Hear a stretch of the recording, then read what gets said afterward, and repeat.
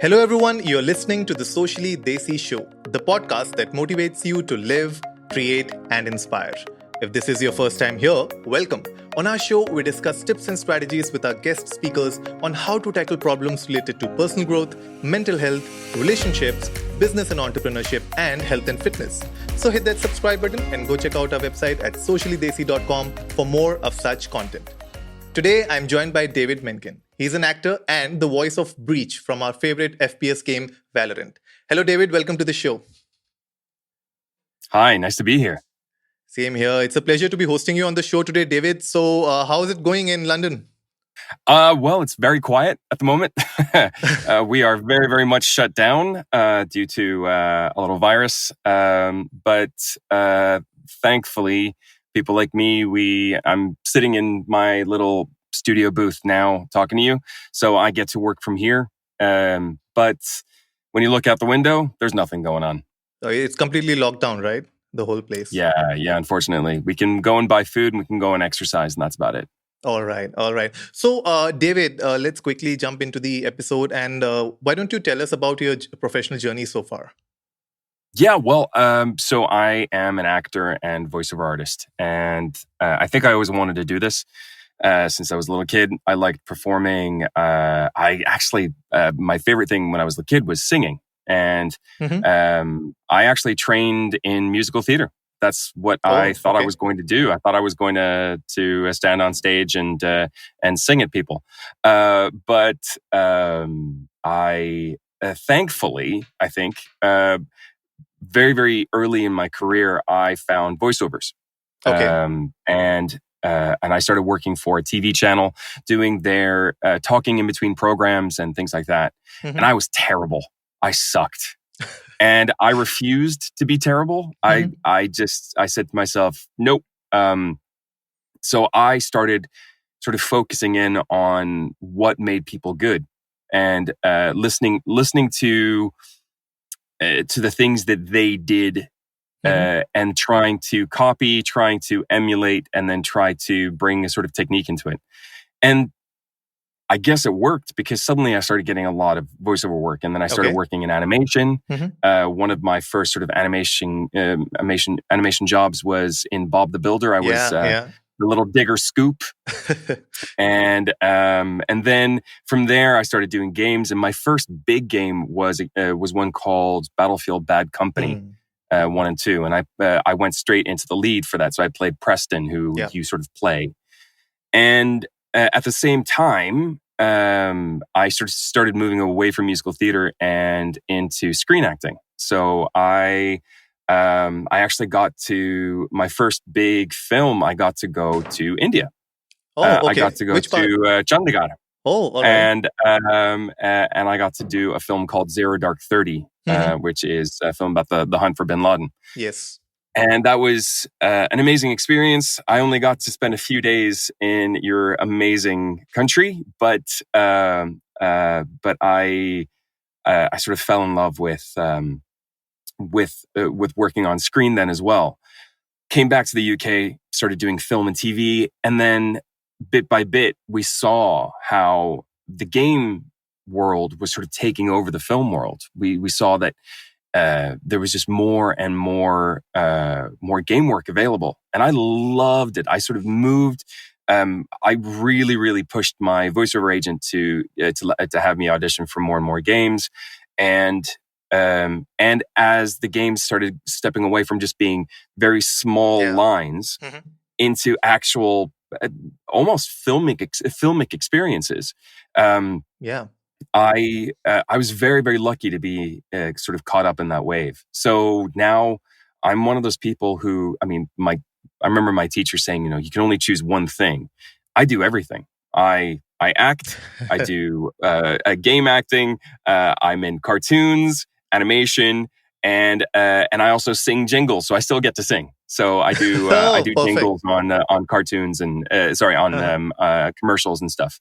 So yeah, I have. Which one do you enjoy more? Which one do you enjoy more, being a mercenary or being a cartoon character?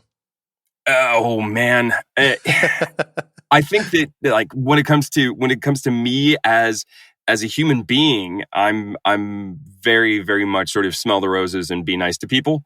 But we've all got to get a little bit of aggression out and stuff. And the stuff that I get to do with my crazy, angry characters, it's better than therapy.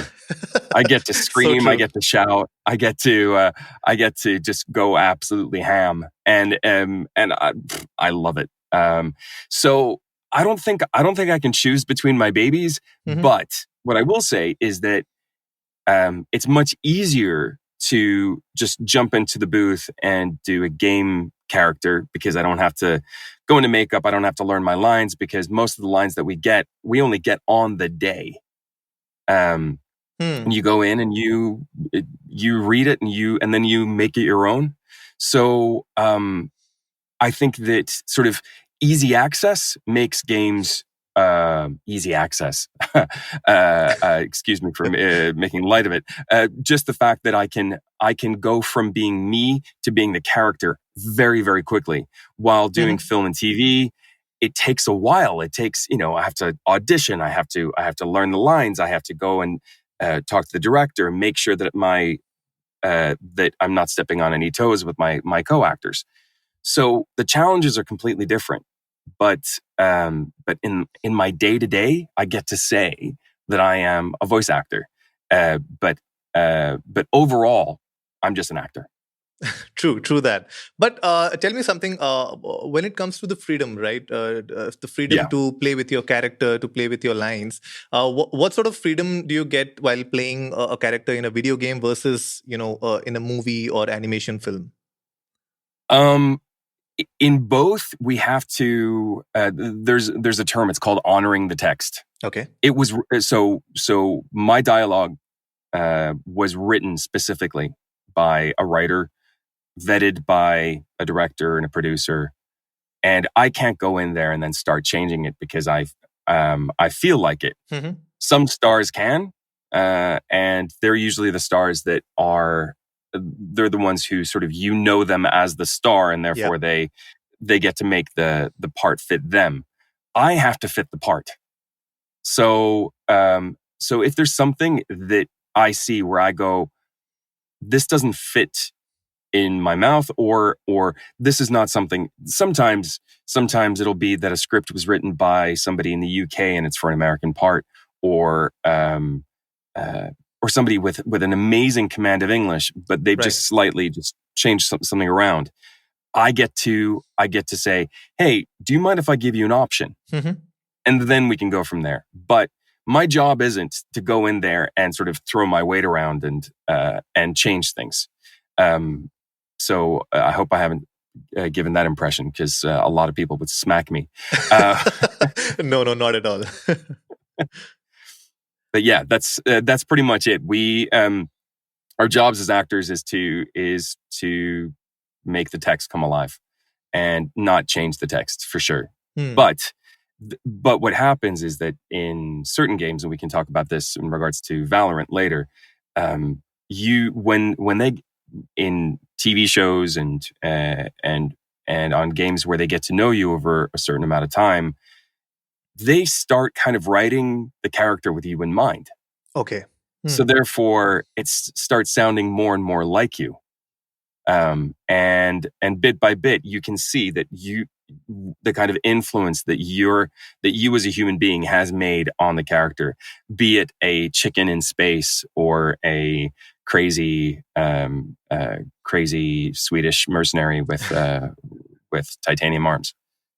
True that. And there's a theory in the Valorant community in India that when they look at you, right, when they look at Breach, and when they listen to, like, most of us, we didn't know about you before watching Breach and looking at the movies that you have done and the different characters that you have played.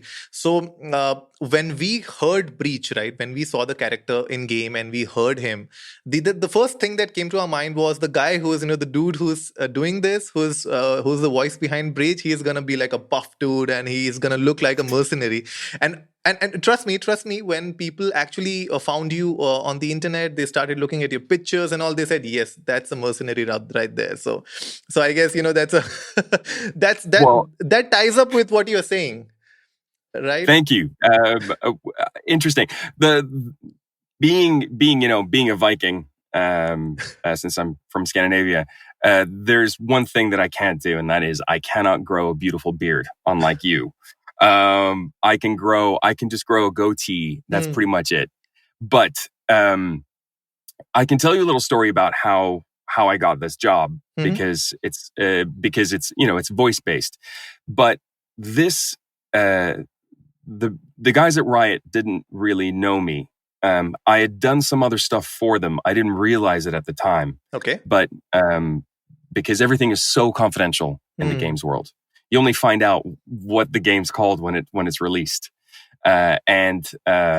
So anyway, my acting agent got in touch with me and said, "Hey, there's this game that's being developed, and they're looking for a Scandinavian. We think he's Swedish. Would you do an audition?" And I was like, "Yeah, sure, no problem." So when I get things from my acting agent, it means that I have to do a self-tape. So I pretty much like this. You'll maybe see a little bit more of me.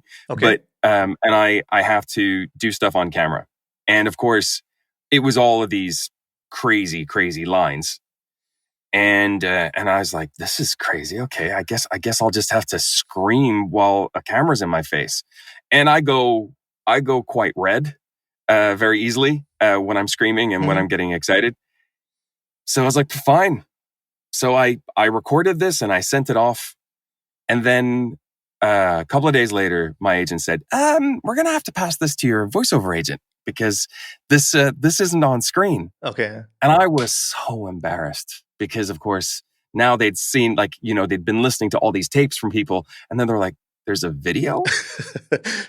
And then there's me going, going absolutely nuts.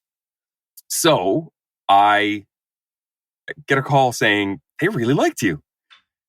And I went in and I got to meet the amazing team from Riot and the Valorant team who came over to London. Okay. And they came in and they went, do you know what? It was just so refreshing to have somebody scream at us and we could see their face. And we started seeing Breach in you. And I was like, okay, well, yeah, I meant to do that. But yeah, I was not supposed to do anything in vision, as we call it, on video for them. It was just supposed to be my voice. But maybe the fact that I look a little bit like him, my voice sits a little bit higher than him. My voice is, because I also play 13-year-old kids and chickens and stuff like that on cartoons. So I bring my voice quite far up and I bring it far down. So I found him there. And then what happened was that we got to play. I got to go into the studio and then they were like, okay, all right. And this is what happened. Speaking of sort of making the lines your own, they said, we want you to put your own stamp on this. Okay. So for Valorant, I actually, and when it was called Project A at the time, and I bit by bit sort of started getting more and more brave as to what I did, and I did this like weird laugh at the end of a line, and I'm like, oh, and now that's in the game, and yeah, I had an absolute blast in the studio, and I think that kind of comes across in the game. And that's what I like about Breach, because sort of he kind of eats life. Yeah. He's not had the greatest background, which I can't really talk about because that is part of the game. But as the game develops, but I think he sort of made the most of it, and I got to be part of it. And tell me something. We keep hearing new dialogues from Breach every time. Every time there's a new patch or there's some sort of a new release, we keep hearing new lines. So are these lines recorded like prior to the game's release, everything in one go, or you keep getting things to be done on a regular basis? No, I went in. I went in just before we hit the icebox, and they sort of sat me down and said, we're sort of moving on, and what we want is we want more and more of these characters to start sneaking in. And of course, also as players, I'm guessing sometimes you get a little bit bored by hearing our characters emote the same things all the time. Yeah. So they know exactly what they're doing. They want you to be going through, and then something happens, and then you hear something new, and you're like, "Oh my god!" And that's the reaction they want. So, and of course, I get to say all these amazing things, and then of course, somebody manages to go in and find the code, and then they download all the lines that we do.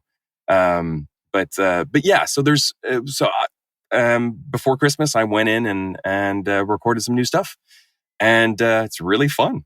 It is. It is. I mean, that's so true. When you hear your favorite characters say the lines over and over again, after a while, you need some refreshing lines or maybe something new that they can listen to, right? Otherwise, it becomes a very monotonous way of, playing your character where after every kill, you're saying the same thing.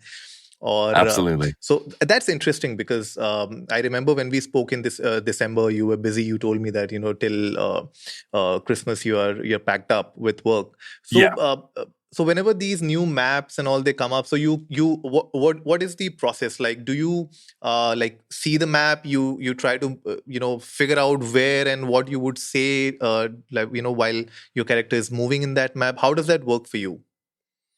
Well, what I can say is that the world of games is quite extreme. Development is insane. There are so many people working so hard, and you see that with all the patches, because what happens is that no matter how hard they can test the code and how hard they can QC, quality control it, when it comes out and gamers play the game as they want to play it, suddenly things will happen. True. And so what it is that what I know is that while I get these lines through that they've decided on, they're desperately coding. There's guys in their basements. There's girls in. Hopefully they think more about sunlight than the guys that for some reason feel like they have to put their PCs downstairs.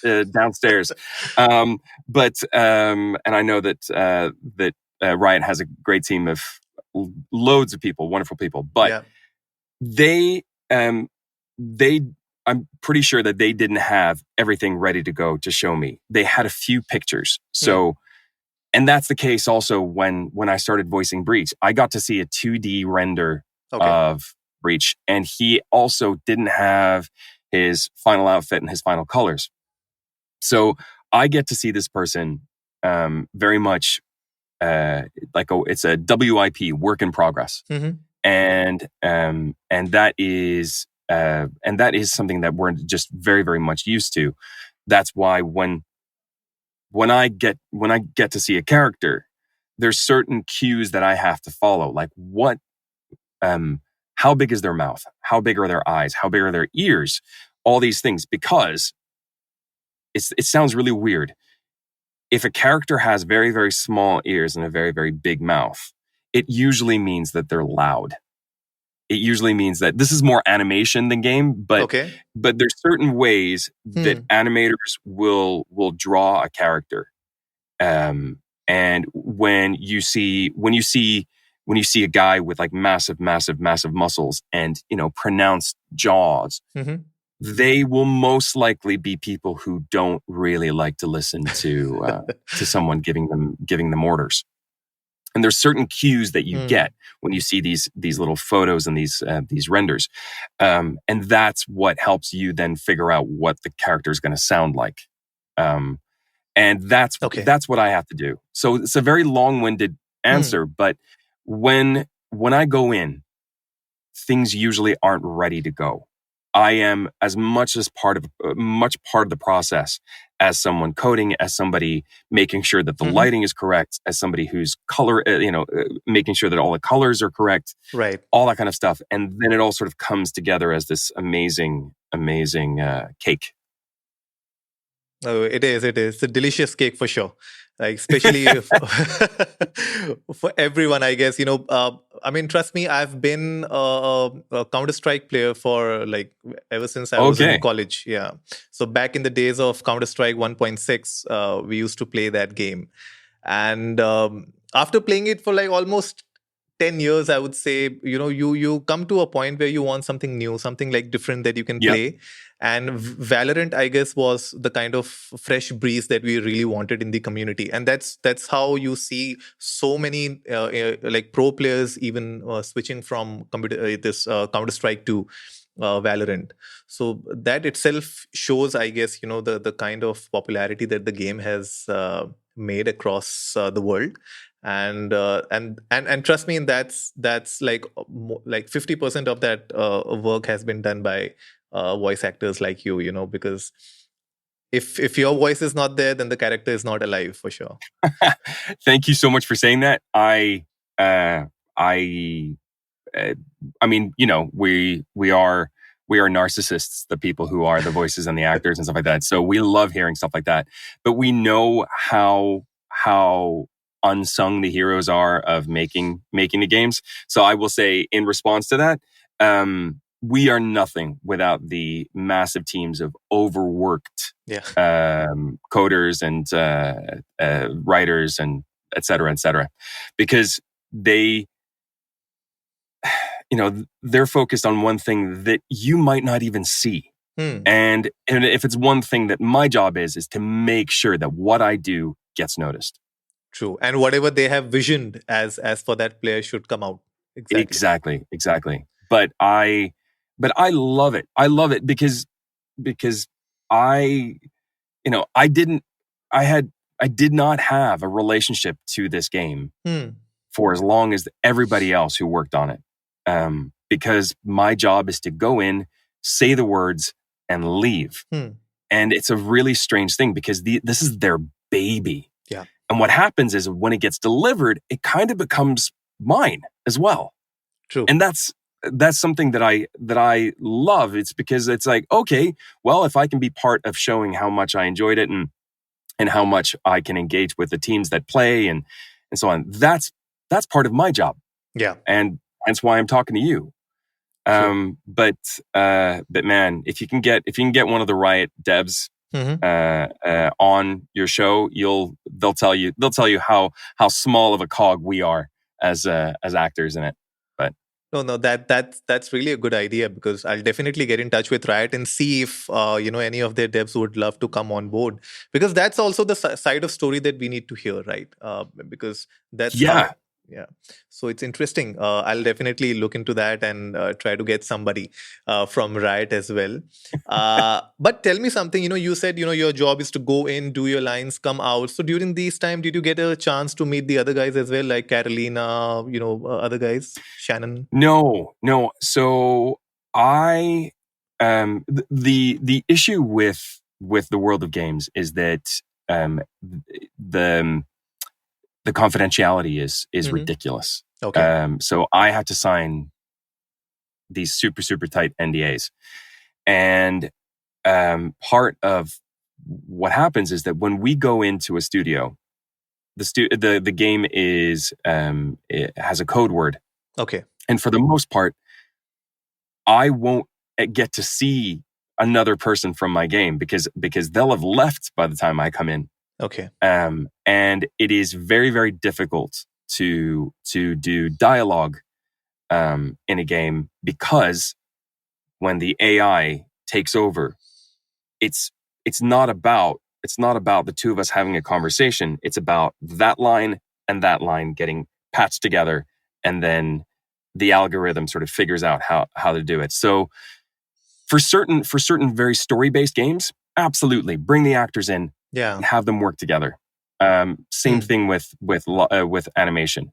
But for the most part, we're stuck in there by ourselves. We don't even know who else is on it. And unless, of course, there's a celebrity involved, that's part of the marketing for it. So so therefore, like, for example, I didn't know that I knew one of the actors, the guy playing Sova. We've worked together before. All right. So so there's and then you're like, oh wow, hey, and that happens all the time on games where when I found out, when Assassin's Creed was released, I got to I posted about it because then we're allowed to post about it. We're not allowed to say anything until we ask permission and they can say yes. And then my friends were like, "Hey, oh my God, we have scenes together!" And that's when you get to work together on that. And then a couple of days later, you find out that your character is the most hated character in the entire game. Dag is so hated. So in case any of your listeners are, yes, I am Dag. No spoilers here, but people really, really, really dislike him, and I love it. So, but once again, long-winded answer. But my job, once again, go in, do the job, and then afterwards, I start talking to my fellow actors. So, for example, I've been on Carolina Ravassa's Twitch show. I'm starting to get contact with the other actors, and then hopefully, when the world opens up again, we'll get to go and do some cons and stuff, and that's when we'll get to know each other. True that. And, during my conversation with Carolina, we also spoke about this opportunity of, you guys coming to the Comic Con or the Game Con here in India. So would love it. Yeah, I'm trying to get in touch with the organizers and see, if everything works out. I don't know if this year anything's gonna happen, but definitely if not this year, then next year for sure. Like, come on, roll on vaccines. Come on, we can do this. True that. We need that actually. But I got in touch with Aaron, by the way. Did? Okay. Yeah. So Aaron would definitely be on the show soon. Fantastic. So. He's a really lovely guy. You'll like him. I spoke with him. Yeah, he is very sweet guy. So you know each other for how long now, you and Aaron? We did a couple of jobs together a couple of years ago. We found out that we were both in a show called McMafia, which was a BBC TV series that I don't know which channel it was on in India actually, but it was an AMC BBC co-production, and we were both in it. We were both bad guys. In that, responsible for some deaths. The usual. And then we did some voice gigs together as well. And I think this was his first game, so not a bad first go. I gotta say. No, yeah, he is also a pretty famous guy in India when it comes to the player, because I guess Sova has been picked up by almost every pro player across the world. So that character Sova is pretty much he's 100% pick across all pro players. So that's how a lot of people are interested in Aaron as well. So I keep looking at the Reddit and other places on social media. So everybody is talking about Valorant, who's the player right now that they are playing. So you'll come up and see that Sova is someone who is picked up on a regular basis. So, but that's the whole point, right? That's the whole point, because earlier, like if you look at 10 years back or 12 years back, nobody really knew the voices behind the characters. Yeah. Right. But this is what is changing in the world right now. And now, we get to see, we get to meet, we get to interact with people who are actually the reason behind the voice, behind the character, behind the, the nuances that they create in the game. Whatever it be, like, if Dag is hated, that's the motive of that character. That's the reason behind making that character. So I think you did a great job if people are hating you for that. So do I. I love it. And do you know what? The fact that people are starting to get to know us as actors behind the characters, and that's purely, I really do say this is purely down to the fandom, down to the people playing and people being interested in who we are, and then also getting excited when they start hearing our voices and other stuff. Yeah. Because I don't think that that it was something that the games companies and producers really thought that would be something interesting, because the games were the little brother to the film industry, and it wasn't very often that famous actors would be involved in them. And then recently, you can tell now, Mark Strong, Gary Oldman, the list goes on. People understand how influential being in a game is. Yes, and true. and I have a feeling that in the next couple of years, sort of the working actors like me, we might be asked to step a little bit more into the background, because into smaller characters, because they will be able to just offer this to very, very famous, very well respected actors that people know, because they see that it has it really does have it's such an impact on people, when they can say, oh yeah, well, we have, look, Keanu Reeves in Cyberpunk. Yeah. They got him to sell the game. They brought him to I forget, where was it? Was it E20 2019 or something like that? And I guess yes. Yeah, and that's it. And he was on stage talking, and he sold the game. True. He's not in every single scene, but they understood how important somebody like that is. And but then at the same time, I hope I get to do this forever. So I hope that my fears don't come true. No, I don't think so, because see, I guess this is true for every industry, every platform, I guess. I mean, earlier, if you look at YouTube, right?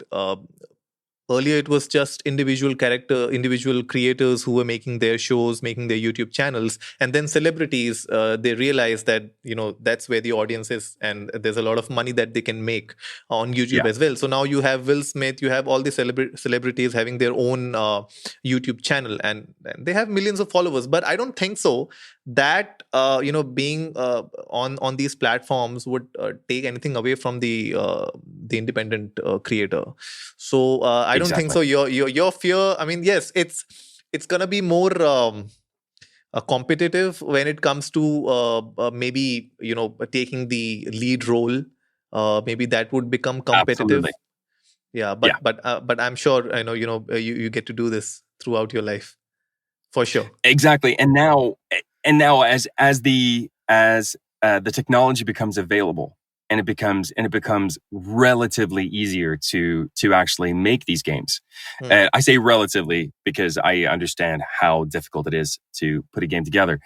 More of the indie developers, more of the people who are sort of the 1 or 5 or 10 man bands, 10 or woman man or woman bands, they get to actually make something, and then they can call someone like me, and they can say, hey, we it's just us. Can you do this from home in your booth?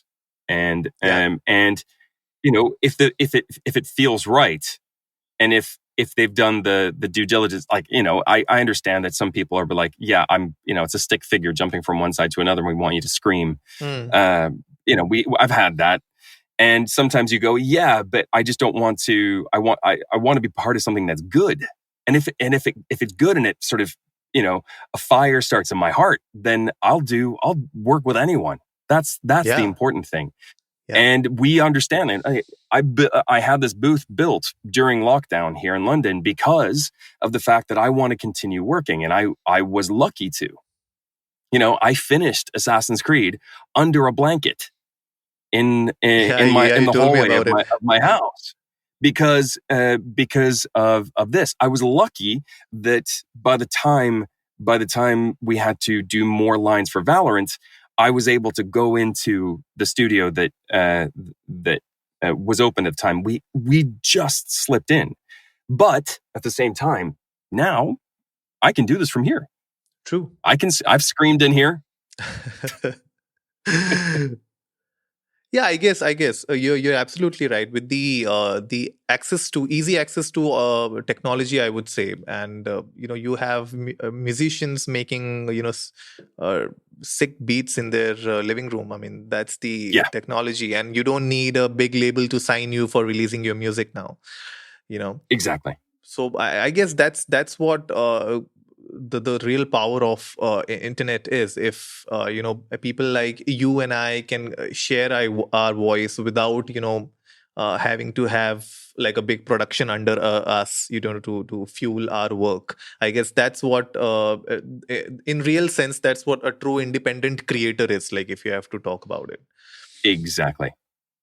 Yeah. Perfect, And that's so true. and power to them. And I love the fact that somebody, uh, you know, is it like The Last of Us, which Hmm. was the game of lockdown, was Yeah. a tiny group of guys and girls, I think. I'm not sure. But people, a tiny group of people who put this out. And then they had a chance to make a lot of money on it. And they went, no, we want to fix the game and make it as awesome as possible before we go to the next stage, because it was their baby. And they're like, nope, this is ours. We can make more money on this later on. Let's fix Yeah. it. Let's make this the best game possible. And you're like, see, those are the types of people I want to work with, because they're awesome. True, true, so true. Um, David, you have worked with Tom Hanks. You have worked with some big titles under you. Any advice that you would like to give to upcoming actors out there who would like to make their career in acting or voiceovers? Um, I guess, listen, this is a really, really strange time around the world. And we all have to sit there with our own thoughts, and we all have to, most of us are feeling like we're missing out because it feels like the world is continuing without us. But it's actually not the case. Everything is slowed down. Everything is locked down. It's very, very difficult to get work made at the moment. Yeah, But saying that, what I know um, is that drive is the important thing. Drive and a healthy amount of fear. Because if you don't feel a little bit of fear, if you don't feel a little bit of a clench in the chest when you get an opportunity to do something, or when you are trying something new, hmm, then it's safe. Because I'll step us to the side a little bit here. People during lockdown have said, well, you should work on your hobbies. And my thing with that is, why do you want, you should work on a new hobby, is what they said. Why do you want to start something where you're going to suck at it? You're hmm. going to suck at it for a very, very long time. And then you might get good at it. And it's just going to be your hobby. So what I've been saying to sort of people who've been starting out is that, well, do you know what? Invest in yourself. Invest in making yourself better. There are so many free resources out there for us now. YouTube is amazing. There's other websites where you can, the masterclass series. I know that Yeah, it's expensive, but you are getting to listen to the best people in the business. And people are willing to give really, really good advice. And and a lot of times it's completely for free, because it's part of an interview like I'm doing with you now. But investing in yourself doesn't just mean work. It also means self-care. It means making sure that you know what your worth is, making sure that you're not doing things for free and for exposure necessarily, yeah, all the time. Pick and choose. Make sure you understand how far you're willing to go. Because hmm. if you don't have the self-respect to say no, which is one of the most powerful words in the world, because it means that you saying no to someone else usually means that you've said yes to yourself or someone else. It is so important to make sure that you know what you're worth and what you can bring. And then when you do get the opportunity, the fear and that kind of worry that you are going to suck, that is part of the process. Yeah. It seriously, it never goes away. That worry that we're not good enough and that we're not going to be able to push enough. It's always going to be there. And unfortunately, nowadays we have so many things that can distract us. We have our computers, we have our phones, we can listen to, podcasts and podcasts, and we can listen to music, and we can always step away from the thing that we're trying to focus on. So if you're going to do that, then task it. Make sure that you set yourself schedules. Make sure that you have a group of people around you that can hold you to account. So if you say, I'm going to write something, I have friends who said, I'm going to write an episode of a show that I've been working on for a long time. What we've been saying is, fine, we'll have a read through in 3 weeks. We'll see you in 3 weeks. And when we get to this, they're only going to really work on it that final week. We all know how our brains work, but we made them do it. And I have some friends who have now written some amazing things because it's all about making sure that you are that you're doing the thing that you want to do. Yeah. That you are, and that you have people there who can say, are you staying on track? Because I'll shut up in a moment, but the problem with doing something creative is that most of it is down to you alone, and it is very, very lonely. True. But then you need that support system as well, right? Your friends and your loved ones who can push you like the way you pushed your friend, right? To at least achieve something within a deadline. Otherwise, the things we procrastinate a lot. Yes. And we need those friends and colleagues who can make us feel better when we're feeling down, and who can also call us to account when we're being a little bit when our ego is a little bit too fresh and flashy. Keeping grounded and so on. I mean, this all sounds a little bit like a self-help book, but there's a reason why self-help books work. Because you just need to be reminded to keep working and also to take care of yourself. And that is two things that are really difficult right now. True. But we're then eating too much. Yeah, we are eating too much. That's for sure. Sorry, I interrupted you. No, that's fine. What I was saying was that, at the end of the day, it all depends on, like, the self-help book will only work if you want it to work. If you put in those efforts and that time, that hustle into what you really want to achieve. Unless and until you do that, then, you can always dream about things, but nothing's going to happen. Absolutely. That is true. And one thing that I've had to sort of tell my friends during this past year is that although I post a lot of, fun things on Instagram and on Twitter and about the stuff that's happened in my career, they have to keep in mind that that's stuff that I was working on pretty much before lockdown anyway. Yeah. And that part of the job that I do, part of the contract, is that I have to advertise it. I have to let people know that I'm in it, that I'm doing it. And so I understand that it can feel really annoying when you go on a feed and you see people bragging about the stuff that they're doing. Keep in mind that the bragging is one day and the work is a year, 2 years, 5 years. True. It's all in the making. So true. It's like, what you see is the tip of the iceberg. Always. True that. Always. Perfect. So, David, it's time to take a few questions from the Valorant community. So Okay. what I did was when we spoke in December, I got in touch with the Valorant community, got in touch with the players who play, and I asked them, that David is gonna be on the show, and if you have any questions for Breach, shoot, and I'm gonna ask him a few of these questions. So I have them written down. So I'll just start with the first question. Let's do it. Okay, so this comes in from the player named Iceman. Okay, so he asks that you have played a lot of mercenaries in games. Do you have any military experience in real life too? Oh man, this is so funny. My brother was a NATO liaison. He was a captain acting major in the Norwegian military. Mm-hmm.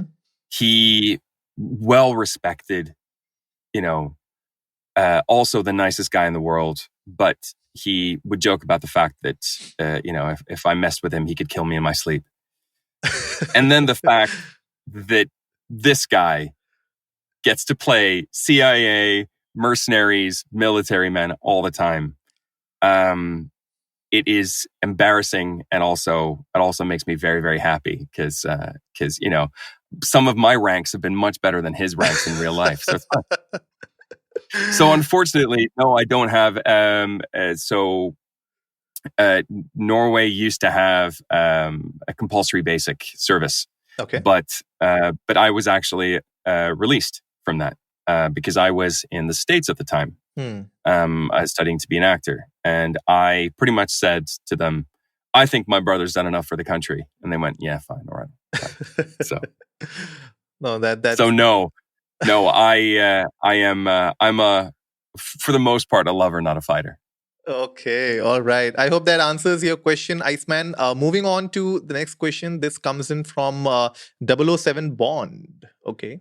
Oh, Mr. Bond. Mr. Bond asks, how do you prep yourself for intense and aggressive voice lines? A lot of liquid.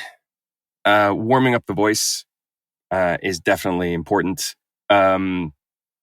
Technique is really important because what people don't realize is that when we do lines that are there's something called a call to action line where it's like, "Are you with me?"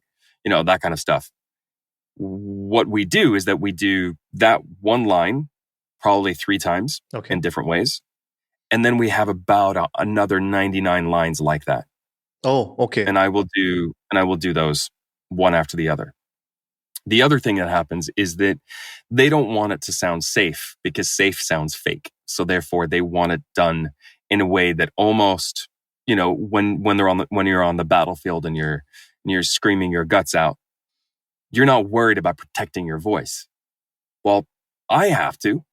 So I've had to learn lots of techniques to take care of my voice. So it's like things like, raising my larynx, making sure that I have an open, as open a throat as possible when I'm doing this kind of stuff. Okay. And for the most part, a lot of like the characters that I play are, they're down here and they're always talking like this. But what happens, thankfully, is that when people scream, they do go up a little bit in their voice, and you just have to make sure that you are doing it safely, that you are taking the time to prepare your voice for what it's going to do, and then when you're done, you do you warm up and you cool down, and that's so. What I was going to say is, like, people who do these types of lines usually have a lot of training and a lot of times are singers. Because a singer knows how their voice works. And I won't lie, there have been days when I have done way, way, way too much and I need a couple of days to recover. But for the most part, I'll be doing a screaming line one day and then I'll be in playing a kid having a tantrum the next day in a cartoon. So I really, really have to take care of my voice. True. And don't go to banging nightclubs the night before you do a recording, because y'all have been screaming in someone's ear like this all night, and that will screw your voice up. True that. This gives me an idea. Why don't we do this? Okay. So Bond has asked us, how you prep yourself, and you have given him an answer. Yes. So let's do one thing. Okay. So Bond, listen to this. David, why don't you ask Bond to do one of, your favorite lines from Breach? So you do it, and we'll ask Bond to mimic that and tag you on Instagram. Okay. All right. Fine. Let's see. Should we do? We'll do one low line and one shouted line. So, how about enemy spotted and the iconic "Let's go"? Right. So I'm going to turn myself down a little bit. Yep. So here we go.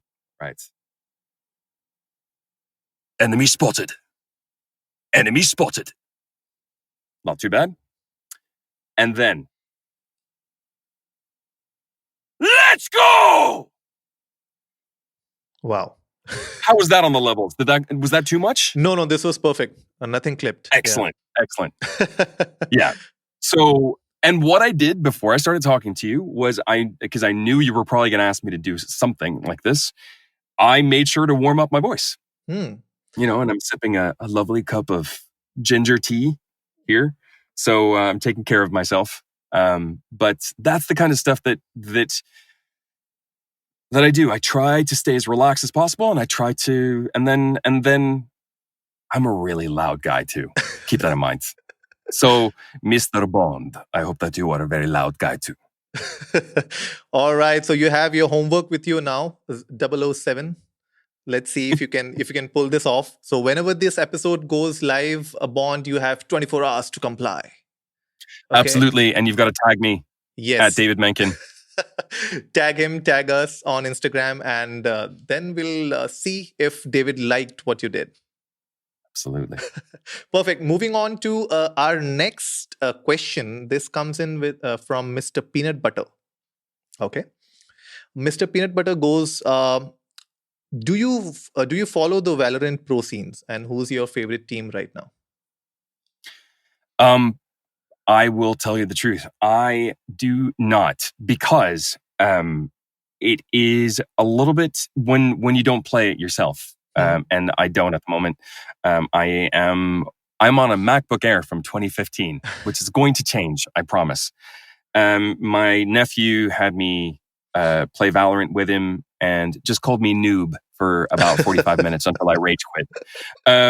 So I don't know what's going on, but it is something that I need to make my homework, because of course there's some amazing stuff happening. Yeah, it is. So once again, maybe how about you let me know either on Twitter or on Insta who I should be following, so that I know what's going on. Perfect. So that's another homework for Mr. Peanut Butter. Mr. Peanut Butter. Yeah. So do tag us, David on Instagram or Twitter, and tell him which pro team he should follow, and we'll take it up from there. Next question, David, comes from the player named Death. He asks, how is Breach in real life? Breach in real life is, I can't. I want. There's so many things I want to say about Breach, but the thing is that I just know that the writers at Riot would be like, "Oh, really, really?" So Breach has a backstory, but what I can say about Breach is that he has a very dark sense of humor. Mm-hmm. He flirts with everybody. Take from that what you will, but what he does is that he will give a compliment and also follow it up with some shade very, very quickly. Yeah. So, he's just, I have a feeling that he leaves his anger on the field, mm-hmm. and then he goes home. I think he has plants. Don't you? Like some bonsai or something. He gets his special, pincers onto his massive arms, and then gets to work, and he finds his Zen moment. I do think that Breach definitely has found his Zen when it's needed. And what about David and Breach? David versus Breach. David, I same thing with me. During lockdown, I started working on the plants on my balcony. Mm-hmm. I'm very proud of them. They're very pretty, and I have herbs or herbs wherever you're from that I put in my food now, and I've started doing yoga. Who am I? What is wrong with me? But so yeah, I am. And as I said like the thing about me is that I get to go and scream and shout in a room and get all of my frustrations out, and then I can be happy and I can support my friends and I can hopefully be a good person. But slightly, probably. I mean, I probably have a shorter rap sheet with the police than Breach does. So let's leave it there. All right. I hope you got your answer, Death. Okay, so last question. We'll take one more question for David. This question comes in from the player named Sleek. And he asks you, if not Breach, then which player would you love to play from Valorant? Is it a cliche if I say, I mean, let me think here. We've got Phoenix for sure. And I think that, is it, hold on. I'm going to have a look because, yeah, it is definitely. I think Omen, because he's just so emo. Yeah. He's so wrapped up in his feelings, even though, he's, you can punch through him.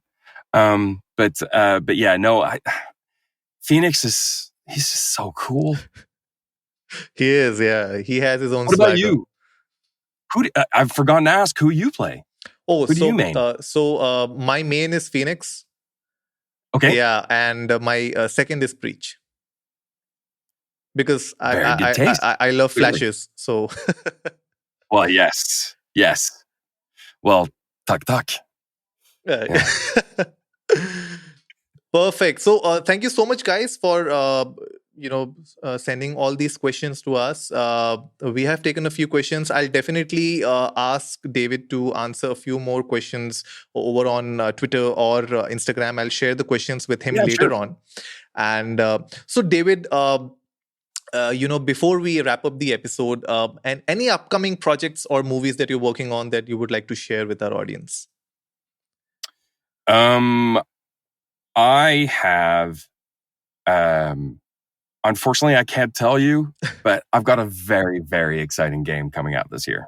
All right. And then I've got another very, very exciting game coming out next year. But is it to do with video games or is it to do with movies? Yeah, those are video games. Yes. All right. And they're freaking awesome. And people are going to have opinions and it's going to be great. And I'm not allowed to say anything. And it's so annoying. I know it's so annoying to listen to me say that, I've got something great coming up, but I promise. I also am in half a season of a show called The Syndicate for the BBC, which is going to come out in March here in the UK. So probably a little bit later in the year around the world. Other than that, it's unfortunately that was the only production that managed, because we managed to go to another country that didn't have lockdown. But for the most part, it's games and cartoons. I don't know if Space Chickens in Space has arrived in India. It's hilarious. It's nuts. I play a chicken called Chuck who thinks that he's, I think, Jack Nicholson. Okay. But in fact, he's not. He's just really scared and hilarious. But for the most part, there's definitely there's stuff in the pipeline, and just keep an eye on my Twitter or my Instagram. I do post whenever I get to say something fun. But unfortunately, everything is NDA'd at the moment. I know. It's just ridiculous. So true. So guys, definitely go and check out David Menkin on Twitter and Instagram. We will be linking down all the links in the show notes below on the episode, and also on sociallydesi.com/podcast. So don't forget to check that out. We'll be sharing a lot of details there, and definitely we'll try to get David here again to speak a lot more about the world of voiceovers and acting, and whatever new projects he's working on. So David, let's do some breach lines to end the episode, right? I mean, something that our audience can enjoy before they before we wrap up the episode. Right. Okay. Well, I'll start with if you're not getting shot at, you're doing something wrong. Oh yeah, there's the adrenaline. You're pathetic. And then let's do a loud one to end it. Yeah. Off your feet! Wow, love that. Thank you so much, David. Thank you for being on the Socially Desi show. We would love to have you again in the future. All right, anytime. I had a great time with you. Thank you. So that wraps it up for today, folks. If you liked the episode, give it a big thumbs up, share it with your friends, and let's go viral. Remember, our weekly podcast features episodes on personal growth, mental health, relationships, business and entrepreneurship, and health and fitness. We would love to have David on our show again in the future to discuss more about the world of video games, acting, and life in general. So if you haven't yet done so, hit that subscribe button and go check out our website at sociallydesi.com. And as always, before I sign off, remember, life is black and white and everything in between.